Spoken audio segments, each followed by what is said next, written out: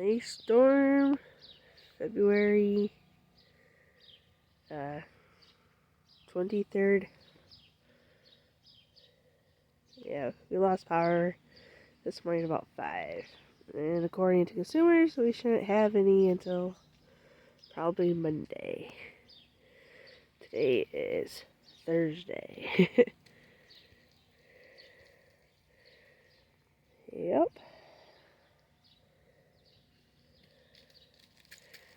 Everything's nicely coated.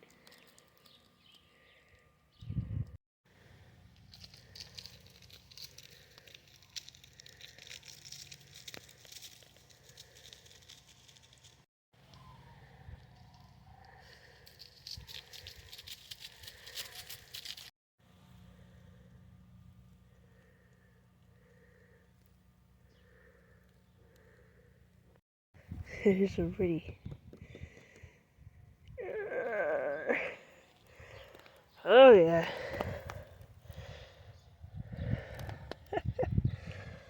Hope you don't have to go anywhere too soon.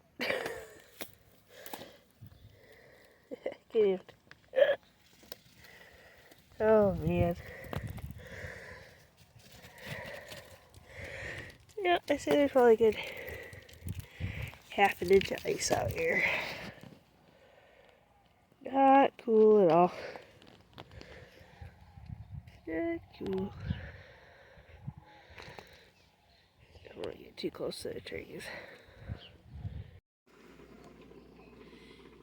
Yeah, so I have been using this pressure cooker a whole lot more than I ever thought I would. It's like an Instapot pressure cooker. Anyways, I'm terrible about soaking beans in that, and they take forever to cook. I can cook completely dried beans without soaking them in like 30 minutes, and then they're ready to go into whatever I'm gonna make, and they're like perfectly done. So if you ever have a chance to buy like an instant cooker or a pressure cooker, like an Instapot type thing, it's definitely worth it if you're a busy mom and forget to like do some things like soak beans, or you're not sure what you're gonna make, and you decide, hey, we want to do chili, but all my beans are still dry. I haven't canned any. This is a great little tool to have. And we bought this maybe about 2 years ago. They had it at Kmart, which is no longer, for like I think $200. And Jad's like, well, just get it. And we've been using it for like the air fryer to do like chicken nuggets and all those stuff. It makes it super crispy, French fries, and I finally got the nerve to try the pressure cooker on it for beans one time. Oh, best thing ever. Definitely a time saver. So, yeah. I'm making chili tonight, and I needed to get the beans done faster than soaking them and cooking them. So, 30 minutes in there, and then put them to your pot, let them, simmer or whatever, and they're good to go. So, I think since I showed you about my pressure cooker, I figured I'll show you how I make our chili. This is pretty much a basic recipe. Maybe it's a little different than yours. I don't know. It's a combination of me growing up making chili and my husband growing up making chili. Kind of our own chili making skills. So, yeah, I'll show you. Alright, so in here I've got, I think it's a pound, maybe a pound and a half of venison burger. This venison burger is from my parents' house. My dad got it. I got a deer this year, and they shared their venison with us. So got a pound of venison burger, which I love cooking with venison because it's very lean and the flavor is just really strong and robust. But I prefer in my meat. So just frying that up. I put some water in there because it was frozen. And again, I'm a busy mom. I don't think it had the best when it comes to meal planning. So I cook my hamburger from frozen, so I just put it in there with a little bit of water to keep it from scorching too bad. And then I'm making chili. So if I was making like something that I didn't want the extra liquid in there, I just let it cook out. But I'll just keep adding liquid into this because it's chili. Okay, so you start with that. And I already put some laurel leaf salt or seasoned salt with garlic pepper. No, sorry, seasoned salt, which I used laurel leaves. Some pepper and garlic in there so far, just to season the meat. And then my beans are in here cooking, getting a head start. So So I got dried beans, water, and I put some salt in there to help season the beans, because I always seem to have to add so much salt at the end of everything.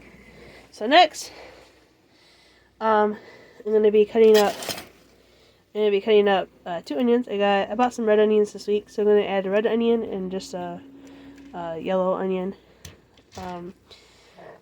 We used up all our onions from this year. I had a struggle with the onion crop, if you remember. I don't know, they just started rotting outside. I don't know if it was just the weather or I don't know. So I'm gonna cut these up. Oh, these are I gotta clean up my beans here. These are the ones that weren't any good. So I'll just move those aside.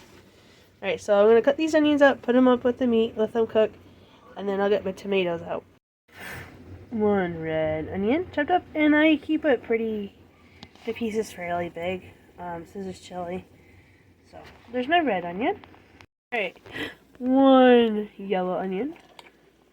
You can use whatever onions you want. This is what I have. Alright, so we got red and white onions in there. Yes, I have a cutting board, but sometimes it's just easier to use a plate. I don't know. It's closer than trying to dig out my cutting board sometimes. Alright, so here we go.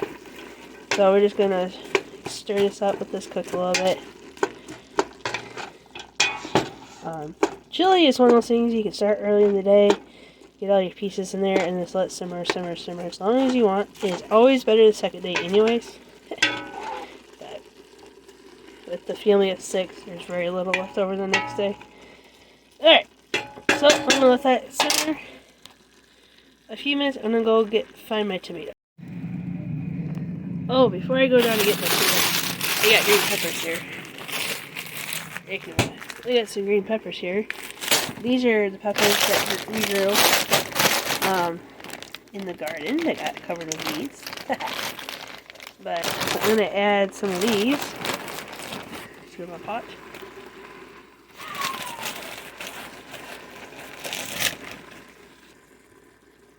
There we go. So those are frozen. So yeah, I don't add too many because sometimes they can be green peppers, bell green peppers. Sometimes this year I want to try and grow the mild green chili peppers. I like those a little better. I gotta make sure we get seeds for that. For now, we had lots of bell pepper seeds that we used up. That's why I grew bell peppers last year. But anyways, there we go. Onions, peppers, hamburger. Now I gotta go get tomatoes. Okay, so these are the empty jars.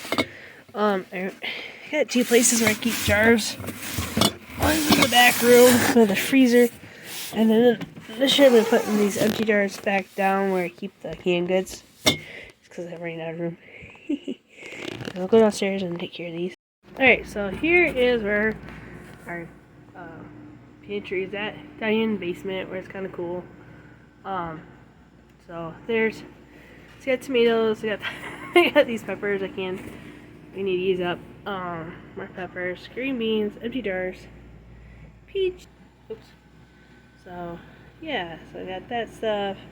So this is our canned goods. It's still doing okay. Let's see, it's what? End of February, March, April, May. So we got a few more months before we start refilling the jars. So we should be pretty close on keeping at least our tomatoes and green beans. It'll be close. Peaches and stuff, I need to actually eat more of that than I have. I still got peaches in the freezer we never canned. Oh, look! I didn't know I had that. More salsa. Cool. I'll take that up too. So then I grabbed some tomatoes and that salsa right there. I thought we were out. And get back upstairs. Here's my tomatoes. So these tomatoes from last year. We grow a variety of mix of pink, German pink, and Brandywine tomatoes. I also grew some like Heritage Roma tomatoes. So that's what these are. This kind of mix. I can't tell you which is in each jar.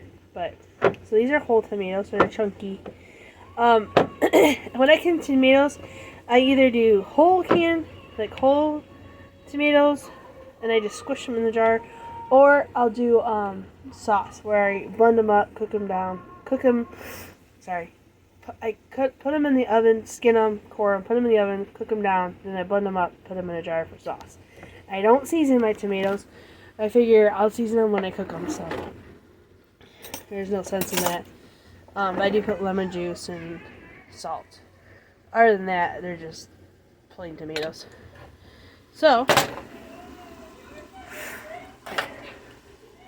we're gonna pop this lid. You always want to smell it. Smells like tomatoes. And we're gonna dump that in there.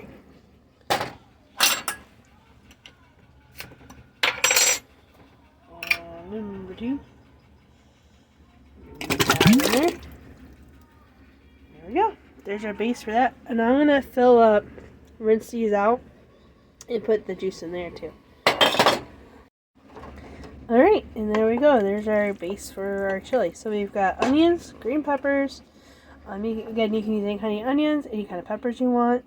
We got venison burger and whole tomatoes. Okay, so that's the base of that. I got beans cooking. We'll add that to this when those are done, and then we'll finish up the seasoning. So far for seasoning, I got salt, garlic, and pepper. And I'll let this cook for a while, and then I will show you what we add to it after that. Yep. I'm gonna cover this up.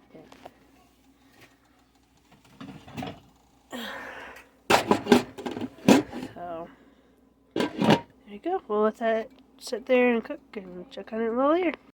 Okay, so my beans are done. So we're going to, there's a thing over here. We're just gonna make sure that's vented. Open this sucker up. Oh yeah. Here's my beans.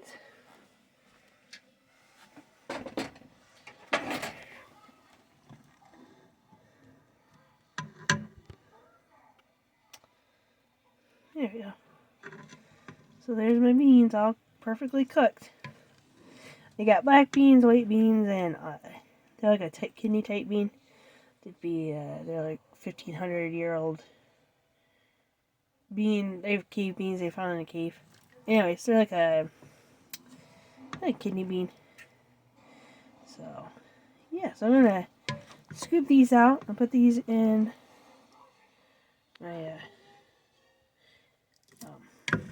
my chili. We'll check the chili here. Yeah, they look really good. Alright. So we're gonna scoop them out, put them in our lovely chili that's been simmering over here. So you can see just been simmering, cooking stuff. Cooking down good. Alright. So I'm gonna scoop these out and then we'll go from there. Alright, we're back here. So we got our beans in now. So we're just gonna let this finish simmering. Sorry,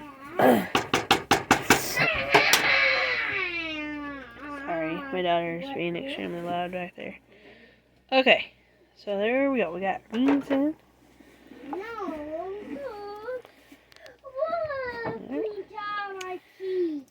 So now we'll go ahead and add some more seasonings too here. Okay, so we're adding some chili powder. Ooh, just a little bit of Tabasco, Tabasco sauce. Soy sauce. Soy sauce adds depth to it. Stir that up. Probably have to work over this. Okay.